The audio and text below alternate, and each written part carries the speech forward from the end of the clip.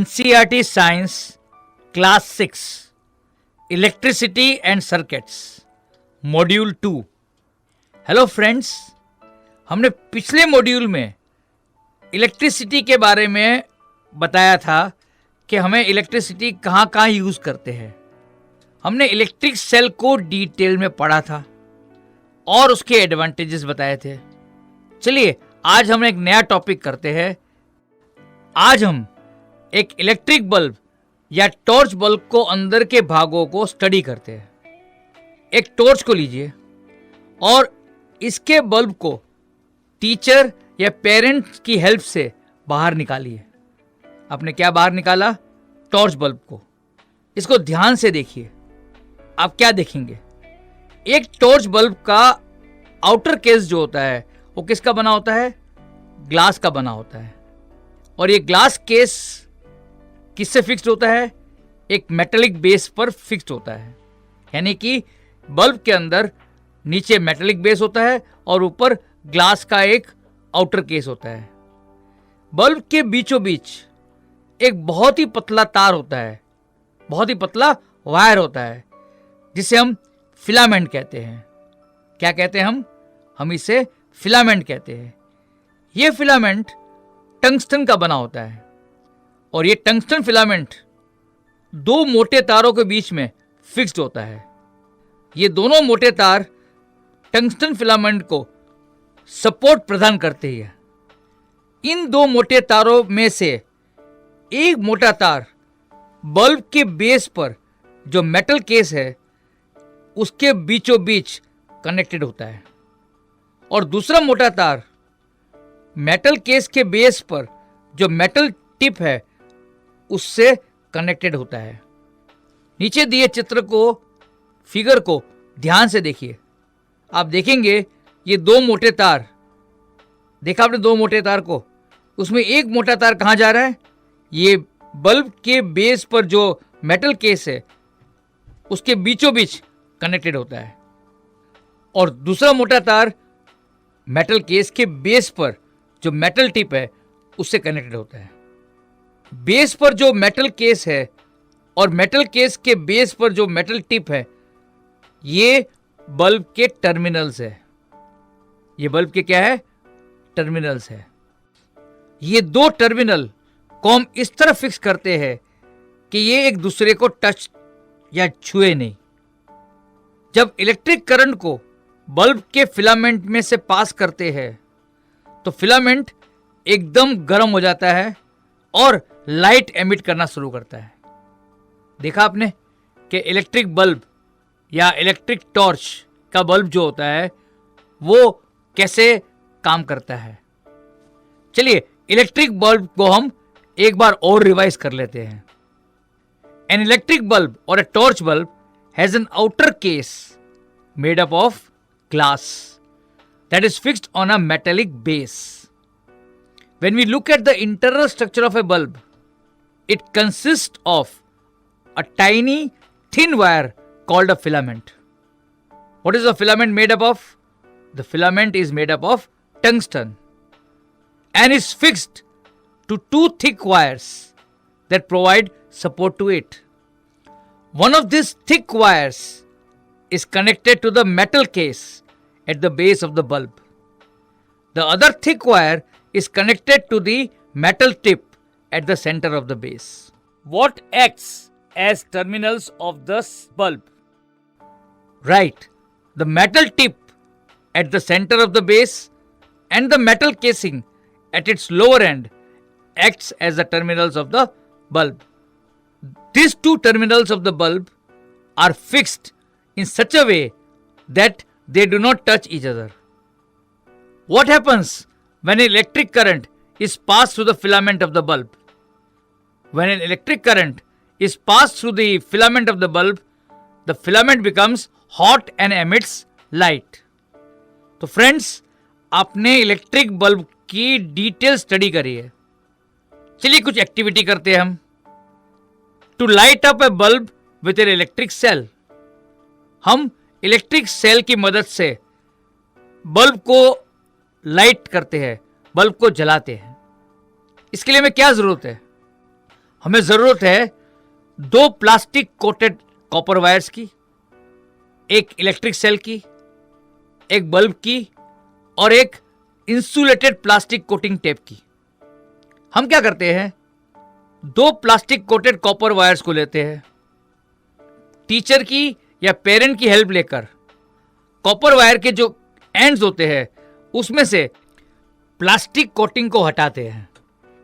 Plastic coating के हटते ही आपको बेयर कॉपर वायर्स नजर आएंगे। अब क्या करिए, दोनों तार की बेयर एंड्स को इलेक्ट्रिक टॉर्च के बल्ब के साथ जोड़िए। डायग्राम में भी देखिए आपने कहां ज्वाइन किया, टॉर्च के एंड ए और एंड बी पे। अब तार 1 को आप सेल के पॉजिटिव टर्मिनल में जोड़िए और दूसरी तार को आप सेल के नेगेटिव टर्मिनल से जोड़िए और दोनों एंड्स को प्लास्टिक टेप से फिक्स कर दीजिए पोजीशन सी और पोजीशन डी पे। जैसे आपने तार को कनेक्ट किया, आप देखेंगे कि बल्ब जो है जलना शुरू कर देती है। The bulb glows. देखा आपने यहां पे कि आप बल्ब को ग्लो करने के लिए अपने इलेक्ट्रिक सेल का इस्तेमाल किया। चलिए अब हम दूसरी एक्टिविटी करते हैं। To connect an electric bulb with an electric cell in different ways and see in which case the bulb glows. हम क्या करेंगे कि हम इलेक्ट्रिक बल्ब को इलेक्ट्रिक सेल से जोड़ने की कोशिश करेंगे अलग अलग तरह से और देखते हैं कि किस केस के अंदर बल्ब ग्लो करता है और किस केस में बल्ब ग्लो नहीं करता और ऐसा क्यों होता है। इसके लिए आपको क्या क्या चाहिए, आपको चाहिए electric bulb, electric cell, plastic coated copper wires, insulated plastic tape. चलिए एक्टिविटी को स्टार्ट करने से पहले प्लास्टिक कोटेड कॉपर वायर्स में से एंड्स के अंदर हम प्लास्टिक कोटिंग को हटा देते हैं ताकि आपको कॉपर वायर्स नजर आए।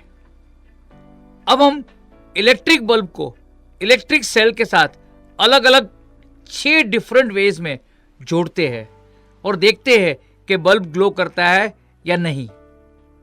अरेंजमेंट ए, इसमें क्या करते हैं हम, इलेक्ट्रिक सेल का जो पॉजिटिव टर्मिनल होता है उसको बल्ब के टर्मिनल सी से वायर 1 से जोड़ते हैं और इलेक्ट्रिक सेल का नेगेटिव टर्मिनल होता है उसको टर्मिनल डी जो बल्ब का है उसके साथ वायर 2 से जोड़ते हैं। अगर वायर इंटैक्टली जोड़े गया है तो आप देखेंगे बल्ब जो होता है वो लाइट अप हो जाता है, यानी यह बल्ब जो है ग्लो करना शुरू कर देता है। देखा आपने, अरेंजमेंट ए के अंदर बल्ब ग्लो करता है। अब हम अरेंजमेंट बी को देखते हैं। हमने कनेक्शन को रिवर्स कर दिया। यहां पर वायर 1 को positive terminal of the cell को सी टर्मिनल से जोड़ते हैं और वायर 2 को हम सेल के नेगेटिव टर्मिनल और बल्ब के टर्मिनल सी से जोड़ा हुआ है। यहां पर भी हम देखते हैं कि बल्ब जो है ग्लो कर देता है। अब अरेंजमेंट सी को देखते हैं। यहां पर हम क्या करते हैं, इलेक्ट्रिक बल्ब के दोनों टर्मिनल्स को हम सेल के सिर्फ नेगेटिव टर्मिनल से जोड़ते हैं। यहां पर बल्ब ग्लो नहीं करता, यहां पर बल्ब ग्लो नहीं करता, यहां पे बल्ब लाइट नहीं देता। अरेंजमेंट डी को देखते हैं। यहां पर दोनों तार टर्मिनल सी और डी बल्ब के जो है हमने सेल के पॉजिटिव टर्मिनल से जोड़ा। यहां पर भी बल्ब ग्लो नहीं करता, बल्ब जो है लाइट नहीं देता। अरेंजमेंट ई के अंदर हम देखते हैं कि वायर 1 जो है वो ब्रोकन है, टूटी हुई है, तब भी बल्ब ग्लो नहीं करता। अरेंजमेंट एफ को देखते हैं। यहां तार 2 जो है वो टूटी हुई है, तो यहां पर भी बल्ब ग्लो नहीं करता। तो आपने क्या देखा इस एक्टिविटी में? आपने इस एक्टिविटी में देखा कि जब तक सर्किट कंप्लीट हो तभी जो है बल्ब ग्लो करता है। When there is a complete path from one terminal of the cell to another terminal of the cell through the bulb, then only the bulb glows up. आपने arrangement ए और B में देखा. अगर bulb को cell के एक ही terminal से जोड़ा जाए और दूसरे टर्मिनल से ना जोड़ा जाए तभी बल्ब ग्लो नहीं करता. The bulb also does not glow if both the wires are connected to one terminals of the cell. आपने अरेंजमेंट सी और डी में देखा. और अगर कोई भी वायर टूटा हुआ हो, ब्रोकन हो, तब भी सर्किट कंप्लीट नहीं होता, बल्ब ग्लो नहीं करता. The bulb does not glow if the wire is broken. आपने अरेंजमेंट ई और एफ में देखा. समझ आया आपको एक्टिविटी? क्या समझा? कि जब तक इलेक्ट्रिक करंट का पाथ कंप्लीट ना हो तब तक बल्ब ग्लो नहीं करता. चलिए इस मॉड्यूल को क्विकली रिवाइज कर लेते हैं. Number 1, when electric current is passed through the filament of the bulb, the filament becomes hot and emits light. Number 2, when there is a complete path from one terminal of the cell to another terminal of the cell through the bulb, then only the bulb glows up. 3, the bulb does not glow if both the wires are connected to one terminals of the cell. Number 4, the bulb will not glow if the wire is broken. तो friends, आपने इस module को पढ़ लिया, इसके concept को समझ लिया. तो चलिए इस मॉड्यूल की एक्सरसाइज को लिखकर और अच्छे से समझते हैं.